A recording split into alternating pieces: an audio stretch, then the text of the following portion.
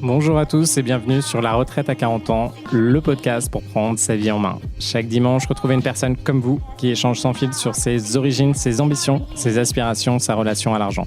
Je m'appelle Victor Laura, je suis l'expert français du frugalisme et du mouvement FIRE, Financial Independence and Retire Early, indépendance financière et retraite précoce. Retrouvez mon livre La Retraite à 40 ans, c'est possible aux éditions Larousse. Pour rejoindre le mouvement FIRE, c'est sur devenirfrugaliste.com. Il y a une communauté, des workshops et des outils.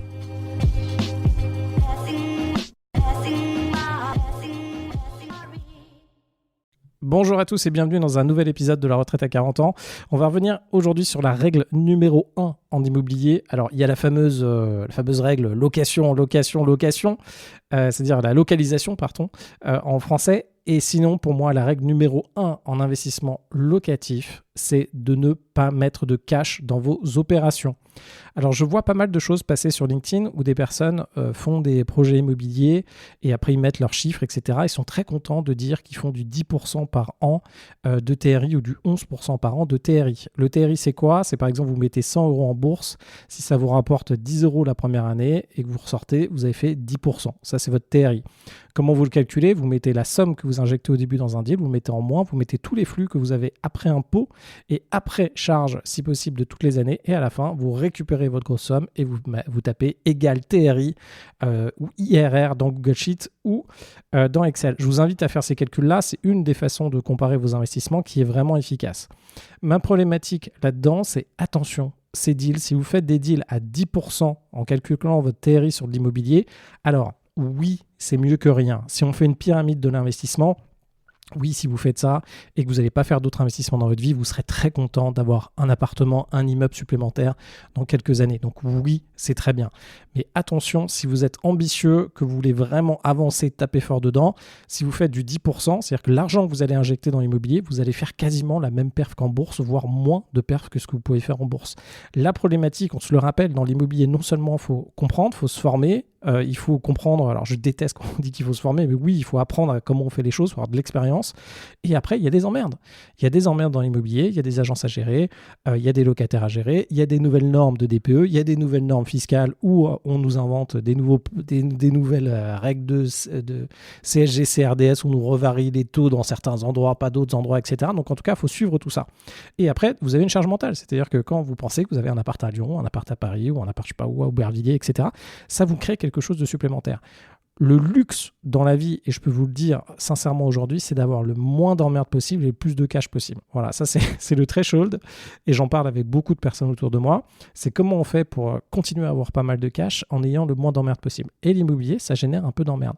Pour la majorité d'entre vous, et d'entre nous, je suis convaincu que c'est une des façons de se lancer, d'accélérer, d'aller fort dedans. Et pour la plupart d'entre nous, ce sera la seule façon qu'on aura de réellement faire des invests qui rapportent pas mal d'argent et d'avoir cette première phase d'indépendance financière où on se dit, ou de liberté, on se dit ok, j'ai 1000, 2000 € par mois de cash flow, maintenant c'est bon, j'ai settle mon truc minimum, comment je fais pour aller taper plus si je veux rentrer dans le game et que je veux aller taper plus d'argent, passer au business, etc. Mais en tout cas, attention à ça, allez faire des opérations qui franchement rapportent beaucoup plus. Moi, mes actifs aujourd'hui immobiliers, il y en a vraiment de deux sortes. J'ai un peu les joyaux de la couronne qui sont la plupart de mes appartements à Paris et quelques immeubles que je peux avoir qui sont les joyaux qui représentent beaucoup de valeur et qui sont en termes de rendement locatif pas très intéressants, mais en tout cas c'est loué, ils sont quasiment tous en cash flow positif aujourd'hui et ça c'est bien. Et de l'autre côté, j'ai mes machines à cash, j'ai mes appartements qui, j'en ai certains, ça vaut 80 000 € et puis ça me rapporte, alors si je refais des calculs de cash flow, si j'avais tout emprunté, ça m'apporterait du 600 €, 700 € par mois. Bah voilà, ça c'est fantastique et c'est de ça dont on vit, c'est de ça dont on bouffe. Il y a un moment, on a besoin de bouffer. On aimerait tous de temps en temps faire des produits de luxe qui rapportent énormément et qui fonctionnent bien. Pareil, chez nous, on a envie, je sais pas, vous faites du conseil, vous avez envie de vendre le super produit d'accompagnement, prendre votre temps, faire quelque chose bien développé, etc., etc. Mais de temps en temps, il faut revenir à la réalité concrète des choses et c'est pas ça qui rapporte de l'argent. Et oui, ce qui rapporte de l'argent dans l'immobilier, c'est d'aller un petit peu plus loin, c'est de faire des choses un petit peu plus atypiques, ça va être de diviser des appartements, ça va être de faire des Airbnb atypiques, etc. Donc, on va être sur un autre cadre. Donc, surtout, en tout cas, gardez cette règle-là.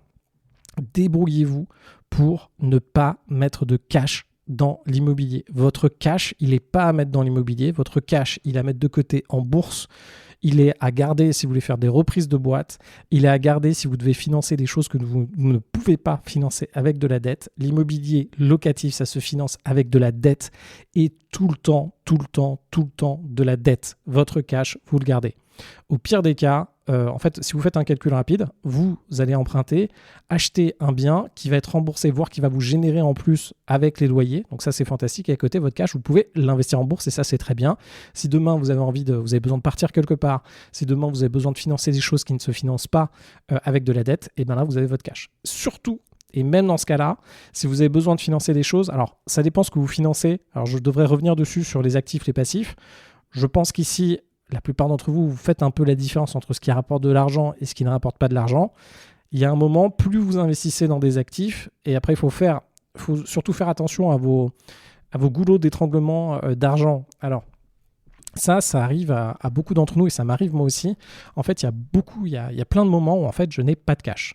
Donc là, par exemple, il y a une amie qui m'a envoyé, je ferai un deuxième épisode de podcast là-dessus. Il y a une amie qui m'a envoyé ce matin sur WhatsApp. Elle me fait « Salut Victor, ça t'intéresse ?» 8% par an, intérêt payable tous les 6 mois, investissement minimum 500 000 francs. Alors, francs, il faudrait que je vois ce que c'est. Je pense que c'est des francs CFA ou je sais pas, il faudrait que je vérifie ce qu'elle propose. Ce truc-là, donc on me propose ça, on me propose en temps, voilà, et là il y a les investissements en Géorgie en ce moment, il faut que je décaisse un peu de cash, etc. Mais en réalité, moi j'ai tellement de flux financiers qui vont dans tous les sens que la gestion de ma trésorerie, c'est clé et c'est le nerf de la guerre. De temps en temps, là en ce moment, je dois décaisser pour rachat des parts de certains de mes associés dans une entreprise. Il faut que je décaisse 30 000 euros d'un côté. D'un autre côté, il faut que je redécaisse 20 000 euros autre part. Et ce qui fait que mon argent, ça va, ça vient. Et il y a des moments, je peux me retrouver vraiment short de cash. Pourquoi ? Parce que ça va vite, les flux sont importants et surtout je suis dans une dynamique et là j'aimerais bien rechanger ce truc là mais où je passe assez vite à l'action et du coup il y a des montants qui vont un petit peu dans tous les sens puis il y a un moment il y a des problèmes sur des projets etc. La réalité concrète des projets. Donc premier truc surtout, ne mettez pas de cash dans votre IMO. Si vous voulez apprendre ça, rappelez-vous, apprendre à pas mettre de cash dans votre IMO, c'est ce qui va faire la différence entre vous réussissez vos invests ou vous ne réussissez pas vos invests. La partie financement bancaire, la partie réussir à trouver les bons partenaires, réussir à savoir quoi négocier et comprendre la logique derrière ça, c'est hyper important. Ça vaut une fortune et il faut vraiment que vous le fassiez. Si vous avez envie que je m'en occupe avec vous, appelez directement. Vous avez le lien de Martin pour rejoindre le programme de coaching qui est dans les commentaires en dessous. Prenez rendez-vous avec lui. Ceux qui l'ont déjà appelé, n'hésitez pas à le rappeler. Il a de très bons avis. Il va vous permettre de faire un petit point sur votre stratégie aujourd'hui et surtout, demain, de comprendre comment faire ces opérations. Et surtout, ne vous loupez pas. Ne vous loupez pas. C'est ce qui va changer entre faire une seule opération qui est rentable ou pas d'ailleurs, réussir à en faire 2, réussir à en faire 3, réussir à en faire 5 si vous voulez en faire 5 et concrètement changer votre vie. Si vous ne respectez pas cette règle-là aujourd'hui, l'immobilier locatif va vous plomber. Je vous le dis directement, si vous commencez à mettre du 50 000, du 100 000 euros d'apport dans certains deals, très vite vous allez vous retrouver à court de cash alors que votre cash, vous pouvez le faire travailler d'un côté à du 7-10% par an et en plus, vous pouvez faire de l'immobilier. Donc en tout cas, venez, je vous encourage à ça, retenez cette règle-là, négociez. Votre argent, vous le gardez pour vous. Votre argent, vous en avez besoin. Vous en avez besoin pour financer des choses qui ne sont pas finançables par de la dette. Et vous en avez besoin pour faire travailler. Vous en avez besoin pour être en sécurité. Et c'est ce qui va vous permettre d'évoluer et de prendre des risques quand il y aura des risques à prendre à certains moments. Je vous remercie pour cet épisode de La retraite à 40 ans. Surtout, n'hésitez pas à m'envoyer un petit message sur Insta. Merci à tous ceux qui m'en envoient en ce moment et qui me font des feedbacks sur mes épisodes de podcast. Ceux qui sont par exemple en Australie se reconnaîtront, ceux qui sont en Suisse, ceux qui sont aux États-Unis. N'hésitez pas à continuer à m'envoyer des petits messages sur Insta. Je les écoute, je vous réponds sur LinkedIn aussi. Et je vous dis à très très vite.